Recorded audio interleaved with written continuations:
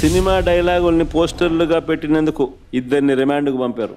Cinema డైలాగులను పోస్టర్లుగా పెట్టినందుకు అడుగుతా ఉన్నా, నీకు అంత కష్టంగా ఉంటే సెన్సార్ బోర్డులో దానికి ఎందుకు పర్మిషన్ ఇవ్వాలా?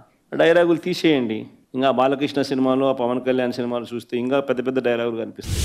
నాకు ఇప్పుడు ఇక్కడికి వచ్చి ప్రెస్ మీట్కి ముందు శ్రీహరి నాకు చూపించినట్టు కొన్ని డైలాగులు, ఆ సినిమా డైలాగులు, వాళ్ళ సినిమా డైలాగులు చూస్తే ఇంకా దారుణమైన డైలాగులు. నీకు డైలాగులు నచ్చకపోతే సెన్సార్లు తీసేయండి. సెన్సార్ బోర్డు ఎందుకు పర్మిషన్? సెన్సార్ బోర్డు ఉండేది ఎందుకు? అంతేగాని ఆ సినిమా డైలాగులు, సినిమా వచ్చిన తర్వాత, రిలీజ్ అయిన తర్వాత ఆ సినిమా డైలాగులు, ఆ సినిమాలో మంచి పాటలు ఉంటే ఆ మంచి పాటలు అవన్నీ న్యాచురల్గా ప్రసిద్ధి చెందుతాయి.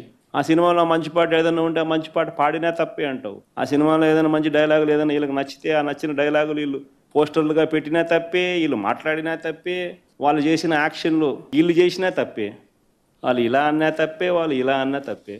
ఎందుకు మరి సినిమాలు ఎందుకు తీస్తున్నారు స్వామి? మీరు ఆపేసేయండి, మూసేయండి. ప్రజాస్వామ్యంలో ఉన్నామా లేదా అన్నది నిజంగా ఆలోచన చేసుకోవాలి మనం అంతా.